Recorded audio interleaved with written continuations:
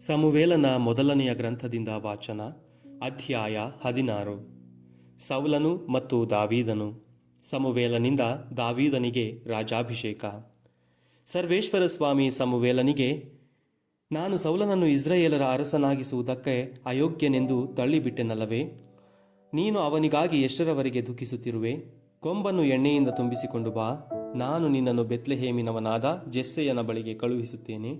ಅವನ ಮಕ್ಕಳಲ್ಲಿ ಒಬ್ಬನನ್ನು ಅರಸನನ್ನಾಗಿ ಆರಿಸಿಕೊಂಡಿದ್ದೇನೆ ಎಂದು ಹೇಳಿದರು. ಅದಕ್ಕೆ ಸಮುವೇಲನು, ನಾನು ಹೋಗುವುದು ಹೇಗೆ? ಇದು ಸೌಲನಿಗೆ ಗೊತ್ತಾದರೆ ಅವನು ನನ್ನನ್ನು ಕೊಂದು ಹಾಕುವನಲ್ಲವೇ ಎಂದನು. ಆಗ ಸರ್ವೇಶ್ವರ, ನೀನು ಒಂದು ಕಡಸನ್ನು ತೆಗೆದುಕೊಂಡು ಹೋಗು, ಸರ್ವೇಶ್ವರನಿಗೆ ಬಲಿಯರ್ಪಣೆ ಮಾಡಲು ಬಂದಿದ್ದೇನೆ ಎಂದು ಹೇಳಿ ಜೆಸ್ಸೆಯನನ್ನು ಅದಕ್ಕೆ ಆಮಂತ್ರಿಸು. ಆಮೇಲೆ ನೀನು ಮಾಡಬೇಕಾದುದನ್ನು ನಾನೇ ತಿಳಿಸುತ್ತೇನೆ. ನಾನು ಯಾರನ್ನು ತೋರಿಸುತ್ತೇನೋ ಅವನನ್ನೇ ನೀನು ಅಭಿಷೇಕಿಸಬೇಕು ಎಂದರು. ಸರ್ವೇಶ್ವರ ಹೇಳಿದಂತೆಯೇ ಸಮುವೇಲನು ಬೆತ್ಲೆಹೇಮಿಗೆ ಹೋದನು. ಆ ಊರಿನ ಹಿರಿಯರು ನಡುನಡುಗುತ್ತಾ ಬಂದು ಅವನನ್ನು ಎದುರುಗೊಂಡು, ನಿನ್ನ ಆಗಮನ ನಮಗೆ ಶುಭಕರವಾಗಿದೆಯೇ ಎಂದು ಕೇಳಿದರು. ಅವನು, ಹೌದು, ಶುಭಕರವಾಗಿದೆ. ಸರ್ವೇಶ್ವರನಿಗೆ ಬಲಿಯನ್ನರ್ಪಿಸುವುದಕ್ಕೆ ಬಂದಿದ್ದೇನೆ. ನೀವು ಶುದ್ಧರಾಗಿ ನನ್ನ ಜೊತೆಯಲ್ಲಿ ಬಲಿಯರ್ಪಣೆಗೆ ಬನ್ನಿ ಎಂದು ಹೇಳಿ ಜೆಸ್ಸೆಯನನ್ನು ಅವನ ಮಕ್ಕಳನ್ನು ಶುದ್ಧೀಕರಿಸಿ ಅವರನ್ನು ಬಲಿಯರ್ಪಣೆಗೆ ಆಮಂತ್ರಿಸಿದನು. ಅವರು ಬಂದರು. ಸಮುವೇಲನು ಎಲೀಯಾಬನನ್ನು ನೋಡಿ ತನ್ನಷ್ಟಕ್ಕೆ, ನಿಶ್ಚಯವಾಗಿ ಸರ್ವೇಶ್ವರ ಅಭಿಷೇಕಕ್ಕೆ ಆರಿಸಿಕೊಂಡವನು ನನ್ನ ಮುಂದೆಯೇ ಇದ್ದಾನೆ ಎಂದುಕೊಂಡನು. ಆದರೆ ಸರ್ವೇಶ್ವರ ಸ್ವಾಮಿ ಸಮುವೇಲನಿಗೆ, ನೀನು ಅವನ ಚೆಲುವಿಕೆಯನ್ನಾಗಲಿ ಎತ್ತರವನ್ನಾಗಲಿ ನೋಡಬೇಡ. ನಾನು ಅವನನ್ನು ತಳ್ಳಿಬಿಟ್ಟಿದ್ದೇನೆ. ಸರ್ವೇಶ್ವರ ಮನುಷ್ಯರಂತೆ ಬಹಿರಂಗದ ತೋರಿಕೆಯನ್ನು ನೋಡುವುದಿಲ್ಲ, ಅಂತರಂಗವನ್ನೇ ವೀಕ್ಷಿಸುತ್ತಾನೆ ಎಂದರು. ಜೆಸ್ಸೆಯನ ಅಬೀನಾದಾಬನನ್ನು ಸಮುವೇಲನ ಬಳಿಗೆ ಬರಮಾಡಲು ಸಮುವೇಲನು, ಸರ್ವೇಶ್ವರ ಇವನನ್ನೂ ಆರಿಸಿಕೊಳ್ಳಲಿಲ್ಲ ಎಂದು ಹೇಳಿದನು. ತರುವಾಯ ಜೆಸ್ಸೆಯನು ಶಮ್ಮ ಎಂಬವನನ್ನು ಬರಮಾಡಲು ಸಮುವೇಲನು, ಸರ್ವೇಶ್ವರ ಇವನನ್ನೂ ಆರಿಸಿಕೊಳ್ಳಲಿಲ್ಲ ಎಂದು ಹೇಳಿದನು. ಹೀಗೆ ಜೆಸ್ಸೆಯನು ತನ್ನ ಮಕ್ಕಳಲ್ಲಿ 7 ಮಂದಿಯನ್ನೂ ಅವನ ಬಳಿಗೆ ಬರಮಾಡಿದರೂ ಅವನು, ಸರ್ವೇಶ್ವರ ಇವರನ್ನು ಆರಿಸಿಕೊಳ್ಳಲಿಲ್ಲ ಎಂದು ನುಡಿದನು. ಅನಂತರ ಸಮುವೇಲನು ಜೆಸ್ಸೆಯನನ್ನು, ನಿನ್ನ ಮಕ್ಕಳೆಲ್ಲ ಇಷ್ಟೇ ಮಂದಿಯೋ ಎಂದು ಕೇಳಿದನು. ಅವನು, ಇವರೆಲ್ಲರಿಗಿಂತಲೂ ಚಿಕ್ಕವನು ಒಬ್ಬನಿದ್ದಾನೆ, ಅವನು ಕುರಿಮೇಯಿಸುವುದಕ್ಕೆ ಹೋಗಿದ್ದಾನೆ ಎಂದು ಉತ್ತರ ಕೊಟ್ಟನು.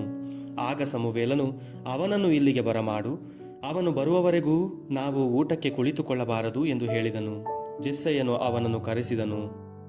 ಅವನು ಕೆಂಬಣ್ಣದವನು, ಸುಂದರ ನೇತ್ರನು ಹಾಗೂ ನೋಟಕ್ಕೆ ರಮಣೀಯನು. ಸರ್ವೇಶ್ವರ ಸಮುವೇಲನಿಗೆ, ಎದ್ದು ಇವನನ್ನು ಅಭಿಷೇಕಿಸು, ನಾನು ಆರಿಸಿಕೊಂಡವನು ಇವನೇ ಎಂದು ಆಜ್ಞಾಪಿಸಿದರು. ಸಮುವೇಲನು ಎಣ್ಣೆಯ ಕೊಂಬನ್ನು ತೆಗೆದುಕೊಂಡು ಅವನನ್ನು ಅವನ ಸಹೋದರರ ಮಧ್ಯದಲ್ಲಿ ಅಭಿಷೇಕಿಸಿದನು. ಕೂಡಲೇ ಸರ್ವೇಶ್ವರನ ಆತ್ಮವು ದಾವೀದನ ಮೇಲೆ ಬಂದು ನೆಲೆಗೊಂಡಿತು. ಅನಂತರ ಸಮುವೇಲನು ರಾಮಕ್ಕೆ ಹೊರಟು ಹೋದನು. ಸೌಲನ ಆಸ್ಥಾನದಲ್ಲಿ ದಾವೀದನು. ಸರ್ವೇಶ್ವರನ ಆತ್ಮ ಸೌಲನನ್ನು ಬಿಟ್ಟು ಹೋಯಿತು. ಅವರಿಂದ ಬಂದ ದುರಾತ್ಮವೊಂದು ಅವನನ್ನು ಪೀಡಿಸುತ್ತಿತ್ತು. ಆದ್ದರಿಂದ ಅವನ ಸೇವಕರು ಅವನಿಗೆ, ಇಗೋ, ದೇವರಿಂದ ಬಂದ ದುರಾತ್ಮ ನಿಮ್ಮನ್ನು ಪೀಡಿಸುತ್ತಾ ಇದೆ.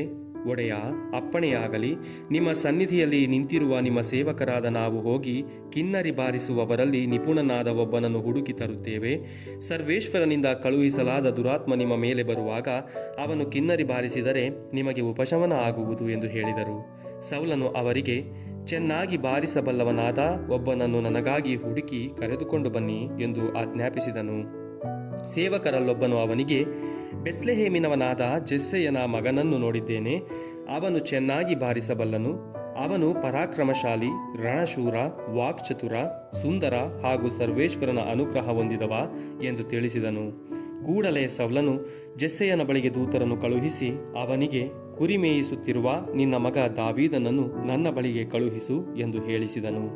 ಜೆಸ್ಸೆಯನು ರೊಟ್ಟಿಯನ್ನು, ಒಂದು ಬುದ್ದಲಿ ದ್ರಾಕ್ಷಾರಸವನ್ನು ಹಾಗೂ ಒಂದು ಹೋತಮರಿಯನ್ನು ಕತ್ತೆಯ ಮೇಲೆ ಹೇರಿಸಿ ತನ್ನ ಮಗ ದಾವೀದನ ಮುಖಾಂತರ ಸೌಲನಿಗೆ ಕಳುಹಿಸಿದನು. ಹೀಗೆ ದಾವೀದನು ಸೌಲನ ಬಳಿಗೆ ಬಂದು ಅವನ ಸೇವಕನಾದನು.